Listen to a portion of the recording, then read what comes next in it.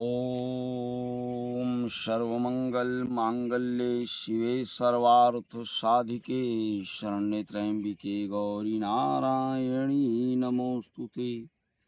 अयोध्या से मैं रविंद्र ओझा महाराज आज आप लोग के सम्मुख फिर एक नया वीडियो लेकर के आया हूँ। देखिए, मेरा निरंतर प्रयास रहता है आपके सुख और वैभव के लिए। हम निरंतर प्रयास रहते हैं कि आपका जीवन सुखमय हो, आप प्रसन्नचित रहें, वैभवशाली बने, कहीं आपके जीवन में कोई कष्ट ना हो। आपके जीवन के कष्टों के निवारण के लिए मैं निरंतर नए नए वीडियो आपको देता रहता हूँ। कुछ तंत्र विधान, कुछ वैदिक, करना सोचना आपको है। देखिए, किसी भी मेरे वीडियो को मैं ये पहले आपको कह देता हूँ, मेरा कोई भी वीडियो हो, और मेरा ही नहीं किसी का भी, जब तक आप किसी चीज को पूरा नहीं पढ़ेंगे, पूरा नहीं देखेंगे, तो कैसे जानेंगे कि क्या बोला गया है और क्या कहना चाह रहा अगला। किसी के सम्मुख आप बैठे, उसने मुंह खोला, आप चल दिए, तो मुंह खोलने का दो तात्पर्य, या तो व्यक्ति जमुआई ले रहा है या आपसे कुछ कहना चाहता है। आपने कहा कि भाई, अब बैठे थे वो जमुआई लिए, लेकिन वो कुछ कहना चाह रहा हो, पहले बैठ करके उसको ध्यान से देखें, सुने, जाने। हो सकता है आपके हित में बात हो। चिंतन मनन बहुत जरूरी है किसी भी बात को सुनने के लिए, किसी भी बात को समझने के लिए, किसी कार्य को करने के लिए। सबसे ज्यादा जरूरी जीवन में दो चीजें, कि चिंतन और मनन, आकलन भी। आज जो मेरा मुख्य उद्देश्य है आप लोगों के लिए, बंगाल का, हमारे शिष्य कहें, छोटे भाई कहें, उनके द्वारा दी हुई चीज, एक अद्भुत चीज जो मैं आज आपको बताऊंगा इस वीडियो में, जानकारी दूंगा उसकी, आपके हित के लिए है, आपके अन्य भाई बहनों के हित के लिए है। ये सकल समाज आपका परिवार है, पूरा ब्रह्मांड। केवल एक आप नहीं कि पति पत्नी, माता पिता, भाई बहन, ना, ये सकल समाज आपका परिवार है। मानते हैं तो हृदय से, सुखी जीवन के लिए। जैसे कहा गया उस गीत में कि मानो तो मैं गंगा माँ हूं और न मानो तो बहता पानी। अब ये तो आपको मानना है कि माने तो माँ गंगे हैं और नहीं तो बहता पानी, जैसे सब जगह बहता है, उसी तरह मानिए तो सकल समाज आपका परिवार है। नहीं मानते हैं तो आप अपने में ही हैं, तो जो कष्ट होगा उसको आप ही देखेंगे, और जो सारे समाज से जुड़कर चलेंगे तो जीवन आपका सुखमय होगा। तो आज का जो मुख्य उद्देश्य है, आपके घर की परेशानियां, आपके घर में जो निगेटिव ऊर्जा है,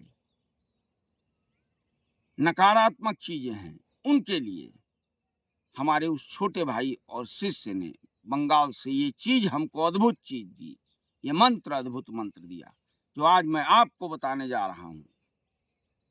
और प्रयोग करना न करना ये आपके ऊपर है कि आप कैसा अपने परिवार के लिए, घर के लिए सुखमय चाहते हैं, तो ये आपके ऊपर निर्भर करता है। तो आइए मैं आपको इस अद्भुत मंत्र और इस मंत्र की शक्ति के बारे में बताता हूं, जो मुझे प्राप्त हुआ है। ये बंगलामुखी मंत्र है। इसके प्रयोग से आपके घर में जो भी निगेटिव ऊर्जा, भूत प्रेत, बाहरी साया, उन सबको चुटकियों में, ऐसे झटके में दूर कर देगा। तो इस प्रयोग को करें, लाभ उठाएं। करना क्या है आपको, अब प्रयोग पे आए कि करना क्या है आपको। शुक्रवार के दिन सायंकाल बैठना है, पूजन स्थल पे स्नान ध्यान करके, पीला चंदन, पीला वस्त्र लेकर, छोटा सा टुकड़ा, और माँ बंगलामुखी का ध्यान करना है। अगर उनकी फोटो नहीं है तो उनका ध्यान करें, और उन्हीं के ध्यान में माँ दुर्गे की फोटो सामने रख लें। एक चौकी पे उस पीले कपड़े को बिछा दें। बिछाने के बाद में उस पे एक त्रिकोण बनाएं, ऐसे यूं, ऐसे त्रिकोण बनाएं। त्रिकोण बना करके एक वज्रासनी जड़ी आती है, उस त्रिकोण में उस जड़ी को रख देना है। हल्दी से त्रिकोण बनाना है, माता जी को हल्दी लगाना है। यहाँ सिंदूर का कोई मतलब अर्थ नहीं है, क्योंकि सारा प्रयोग माँ बंगलामुखी को पीले चीजें पसंद हैं। पीले पुष्प, पीला फूल, पीला फल, पीला वस्त्र।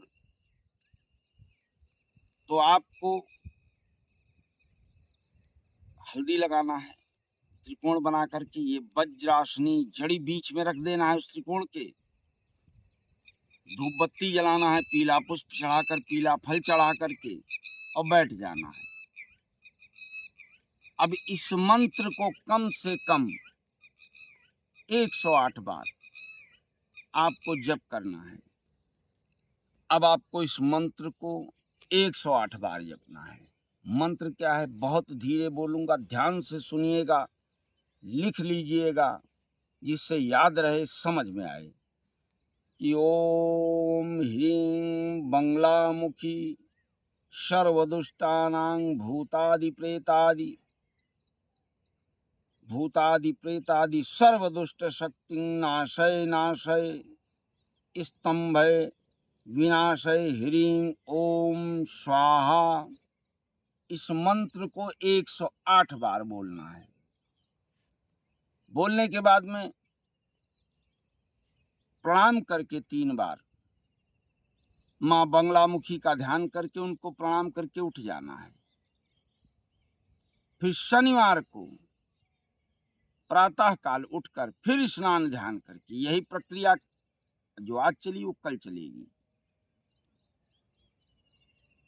प्रातः काल स्नान ध्यान करके फिर पूजन स्थल पे बैठना है। एक तांबे की थाली या प्लेट लेना है। यही प्रक्रिया फिर हो रही है।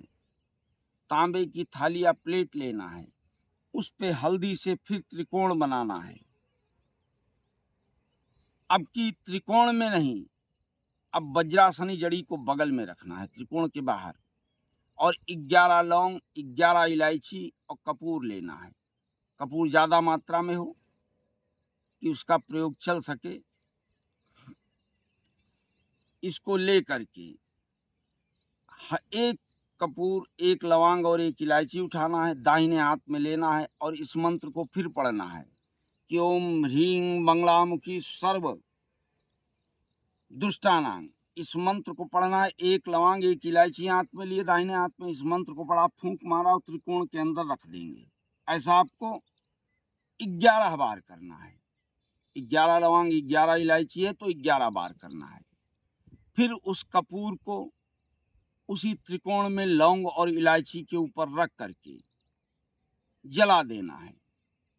और जला करके उस प्लेट को लेकर के उठेंगे और पूरे घर में, अंदर हर कमरे में, किचन में, बाथरूम में, बाहर आंगन में, आगे पीछे चारों तरफ आपको घुमा देना है। घुमाने के बाद में वहीं ला करके रख करके बैठ जाना है।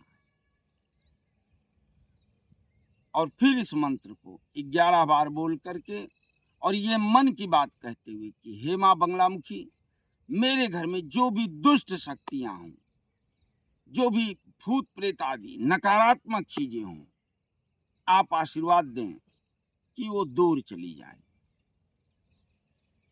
इस जड़ी को एक पीले कपड़े में,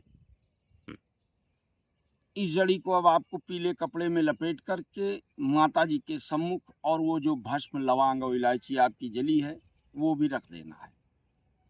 अब अगर आप सक्षम हैं, देखिए मैं कोई जबरदस्ती नहीं, भाई कोई सक्षम होता है, कोई नहीं होता है, जबरदस्ती नहीं है। अगर आप सक्षम हैं तो चांदी के ताबीज में, यंत्र में, ताबीज में भर करके इसको घर में रखें। नहीं सक्षम है चांदी का ताबीज लेने में तो किसी भी ताबीज में लेकर के इस जड़ी को और इस भस्म को भर करके घर में रख दें। जिस व्यक्ति पे समस्या हो, भूत प्रेत की, झटके लेता हो, शत्रु आपका परेशान कर रहा हो, इन सब में अगर किसी पे भूत प्रेत की समस्या है, शरीर पे झटके आ रहे हैं, अनावश्यक बातें कर रहा है, उसके सर से 11 बार उबार करके या पानी में उस यंत्र को घोल करके वो थोड़ा सा पानी उसको पिला दें और देखिए चमत्कार, आश्चर्यजनक रूप से वो ठीक हो जाएगा। ये प्रयोग शत्रु के लिए कि कोई आपसे शत्रुता रख रहा है, बार बार आपको नुकसान पहुंचाता है, तो एक जल में आप इस जड़ी को, इस मंत्र को पढ़ते हुए 11 बार घुमा लें, उसके ऊपर ना छिड़क पाए तो उसके घर में थोड़ा सा जल ले जाकर छिड़क दें। हमेशा के लिए शत्रुता आपसे समाप्त हो जाएगी। आप नौकरी के लिए जा रहे हैं, किसी कार्य के लिए जा रहे हैं, कार्य नहीं हो रहा, तो इस जड़ी को हल्का सा थोड़ा सा ताबीज से बाहर भी रखें, हल्का सा घिस करके सिंदूर में या रोली में लपेट लगा लें मत्थे पर और जाएं। आप फोन करके मुझे बताइए, मैं ये नहीं कहता हूं कि बैठे रहिए, आप फोन करके मुझे बताइए, आपका देखिए कार्य कैसे चुटकियों में हो जाता है। जो आज तक नहीं हुआ है, अभी तक नहीं हुआ है, परेशान हैं आप, देखिए चुटकियों में ये कार्य होगा। नौकरी में बाधा आ रही, नौकरी लग जाएगी, बिजनेस नहीं चल रहा, व्यवसाय चलेगा, जो रुका कार्य है कई वर्षों से नहीं हो रहा है, परेशान हैं, चिंतित हैं, दिमाग विक्षिप्त हो चुका है, वो कार्य हो जाएगा, आप प्रसन्न हो जाएंगे। आइए और फोन करके हमको बताइएगा। तो ये प्रयोग आप करें, ये अद्भुत प्रयोग मैं आपके लिए लेकर के आया हूं। तो हमारे साथ जुड़े रहें, हमारी वीडियो को देखते रहें, आप लाइक शेयर सब्सक्राइब करते रहें, अन्य लोगों के लाभ के लिए, खाली अपने हित के लिए नहीं कि हम ही सब लड्डू खा लें दूसरा देखता रहे, नहीं, सबके हित के लिए, सर्वलोक के हित के लिए। इस वीडियो को ज़्यादा से ज़्यादा लाइक करें, शेयर करें, सब्सक्राइब करें, जिससे आप जैसे परेशान भाई बहनों को भी लाभ मिले। तो इस प्रयोग को आप करें, फिर हमको बताएं, और कोई भी समस्या हो निसंकोच, बिना किसी सोच के, वीडियो में हमारे जो नंबर दिए हैं उन पे आप शाम को 5 बजे से 11 बजे तक संपर्क कर सकते हैं, अपनी समस्याओं को हमसे साझा कर सकते हैं, मिलना चाहें अयोध्या में आकर मिल सकते हैं। बहुत जल्दी मैं आप लोग के लिए लाइव आऊँगा, लेकिन अभी समय नहीं बताऊँगा, दिन नहीं बताऊँगा, क्योंकि अभी कुछ अनुष्ठान में लगा हूँ। चूँकि आप जान रहे हैं कि चुनाव चल रहा है, तो कुछ लोगों के अनुष्ठान और पूजन में लगा हूँ।